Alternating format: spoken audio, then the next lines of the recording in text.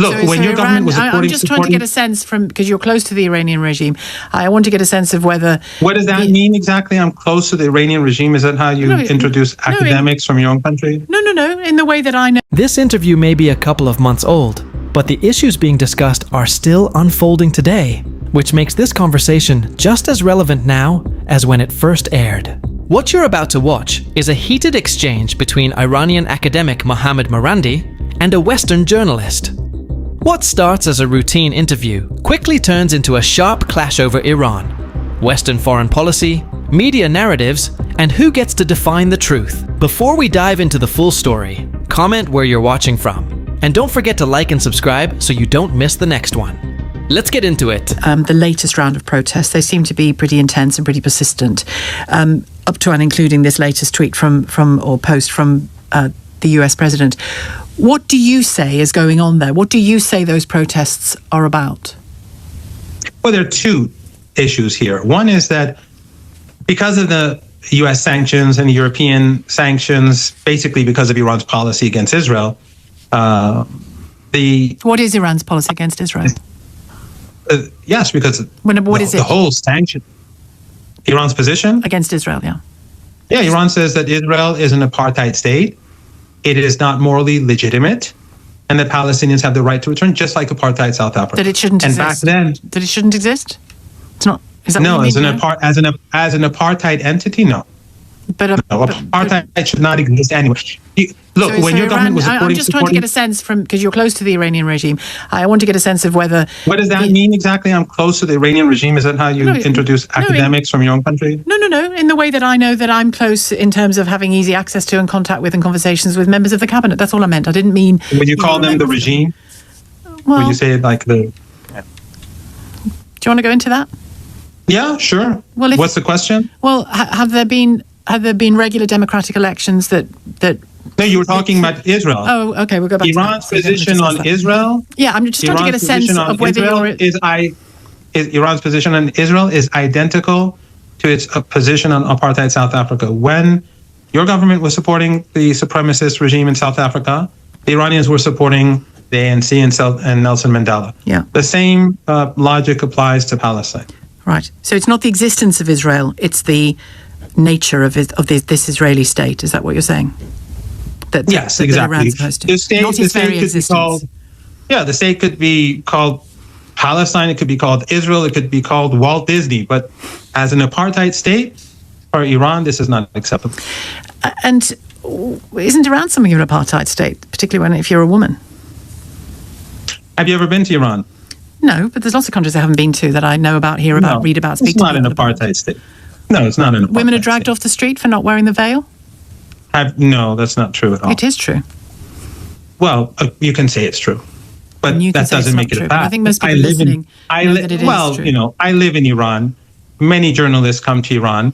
Journalists that you can invite, Jewish journalist Max Blumenthal from the Grey Zone, invite him on your show. And he's been to Iran just recently for a couple of weeks. He went to different cities on his own with his wife. There's also a journalist. Ask him if any women have been dragged off the streets anywhere that he's been to. So you're denying that the Iranian government forces women to wear the veil, the hijab? Well, veil is one thing. I know it is. That's why I corrected myself. And those that don't want to... You mean a headscarf? The headscarf. And those that don't want to cover their hair, it's trouble for them, isn't it? No, nothing happens to them. No, nothing happens to them. And some of my students on campus, in classrooms on campus, they don't wear headscarves. So I think is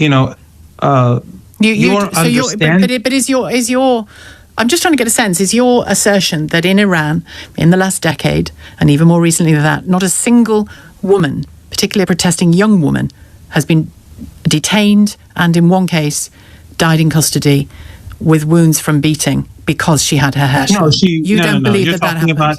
No. Mahsa Amini had no wounds. There is no footage. There is footage of her, and in the footage, there is nothing that shows that she was beaten. She had a precondition. Yes, she was taken in, but she was not beaten, or her dress. There is a law in Iran about a dress code, because whether you like it or not, they believe that the way in which the West promotes women is sexualization, commodification, objectification. So they'll have their own cultural boundaries, whether you agree with it or not. Well, you've said to me whether you agree with it or not. Yeah. It doesn't. That's one thing. But women being dragged off the streets in Tehran, I've never seen that happen myself. No, but this that is doesn't like mean when it they keep hasn't saying happened, gays in Iran are executed. I've never seen a gay person in Iran executed. But this is that doesn't mean it's never happened. Does it? No. Just because you haven't seen a woman being dragged off the streets doesn't mean it hasn't happened. No, I'm not saying it's never happened. And you are wrong to say, London, if I can just say, you are wrong to say that Mahsa Amini had no injuries. She had physical injuries, including a skull fracture and brain edema. No, she didn't. No. Well, an independent medical analysis and a UN fact-finding mission determined that she did. There was no UN fact-finding mission in Iran. Where are you getting this information? What was the name of the UN fact-finding mission team? The name of the person who did this? I don't have that in front of me, but I can find it for you. But you can say that about any statement that I make. No, but the thing is that I could do it back to you.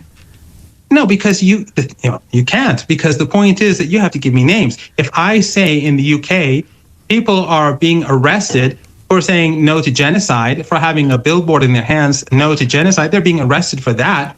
I have to show footage of it happening. And I have to show the law saying that this is how it's done. And when you tell me that if you tell me, has a woman ever been dragged away? I'll say yes. If you say that have people been beaten on the streets by the police, I'd say yes. In protests and riots, it happens. Well, if you tell me innocent people have died in Iran in prisons, I'd say probably yes. Well, it's interesting. But when you tell, and I would say the same about your country as well. And I would say the same about your country. But in your country and in the West, the caricature of Iran is very far from reality. And the reason is because of your country's hatred for Iran, which has been ongoing for 45 years. If Iran was so deeply despised, then it should have collapsed by now, so long ago. But when you say, then your government and your media is concerned about human rights in Iran, where you support Israel, not you, I mean your government, you support Israel, you help Israel in Gaza, you have the flights that go overhead. We support the rights of Iranians as well. We support the rights of Iranians. No, you don't. You are a country that tries to harm Iranians because you impose sanctions on ordinary Iranians. The maximum pressure sanctions. Do you think the maximum pressure sanctions a government minister? You know the reasons. They're intended to make ordinary people suffer. You might not like it, but you know the reasons for that. I mean, can I just come back to you on one thing? What are the reasons? Because since I don't like it, you should tell me. What are the reasons for the sanctions? The reasons include the proxy terrorist activity that's been, I would argue, I'm sure you are going to disagree with me, but the proxy terrorist activity that Iran has been involved in for decades. What are these Hezbollah, who are these Hamas, others arming Syria. So Hezbollah you consider as a terrorist organization, right? In part. No. In part? Yeah.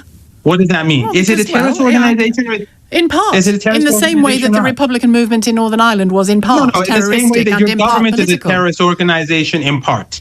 Your government is a terrorist organization. Is that your view? That doesn't make sense. Either you're a terrorist or you're not. No, organizations can be partly terroristic and partly political. You know that. Just for your information, Hezbollah was created out of the Israeli invasion of Lebanon. It was a creation of the occupation. Just like the ANC was a terrorist organization and Nelson Mandela was a terrorist according to your government standards at the time, Hezbollah was created when the Israelis invaded Lebanon and took a route. But you do know, surely, as an academic, that organizations can be terroristic and political and have wings which are both, and social as well. The Republican movement in Ireland certainly did. So you're saying that the political wing of Hezbollah is not a terrorist organization? It has connections to a terrorist organization, yeah, but it operates on different levels. So it's not a terrorist organization? In part, it is. Look, I know you don't want to answer the question. From our perspective, Hezbollah is a national liberation organization that has recovered Lebanon and saved Lebanon from Israeli occupation and colonization. And Hezbollah's sin is that it supports the Palestinian people. Hezbollah has been resisting the Israeli regime, and it opposes the regime and the ethnic cleansing and the genocide. Your government, your media supports the genocide. You like Israel, you like what they do, and you consider them to be in your camp. Obviously, we have huge differences because Hezbollah has not carried out mass slaughter, and Israel has. And your government supports despots, countries that have zero elections, but they're not regimes. But Hezbollah did carry out mass firing of missiles into Israel as well, just to report a fact back at you.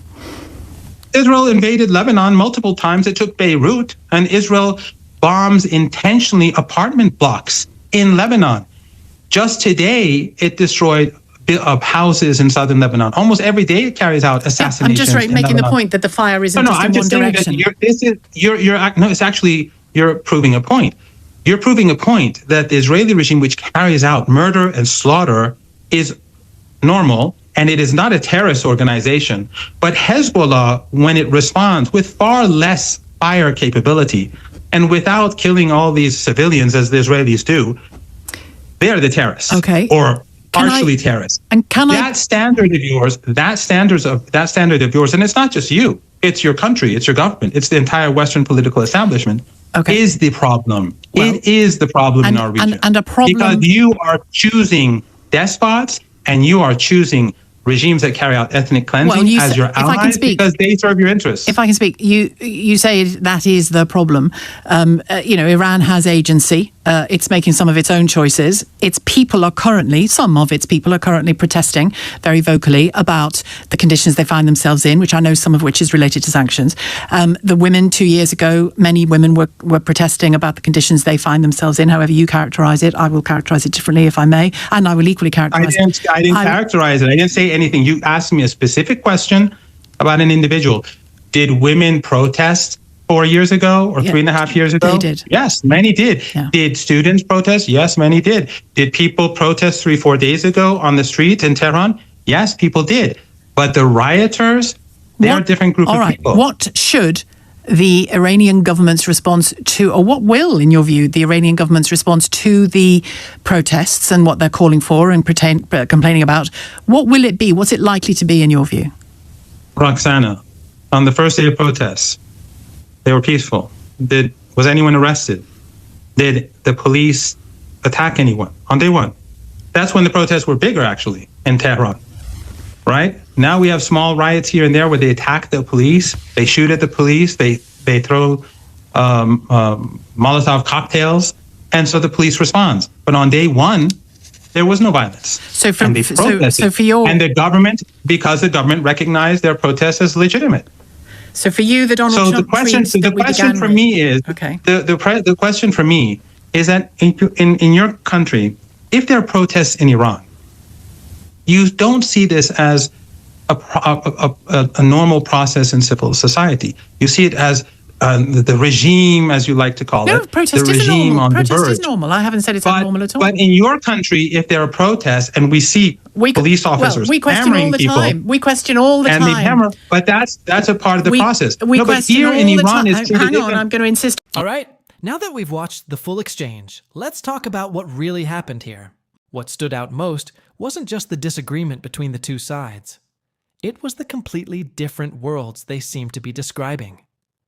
The journalist approached the conversation from a perspective that's very common in Western media, while Mohammad Marandi spent the entire interview challenging those assumptions and forcing the discussion into areas that don't usually get the same level of attention.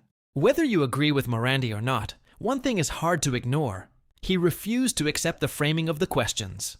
Instead of simply defending Iran, he repeatedly turned the spotlight back on Western governments, sanctions, foreign policy, and the way conflicts in the Middle East are often presented to audiences. And that's why this interview remains relevant today. The issues discussed here haven't disappeared.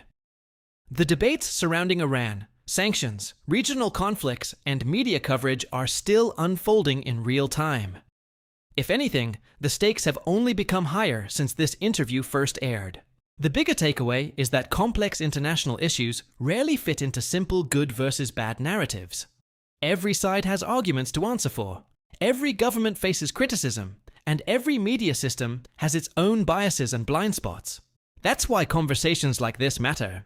They force people to examine assumptions, question narratives, and look beyond the headlines. Thanks for watching. If you enjoyed this breakdown, leave a comment below and let us know your thoughts.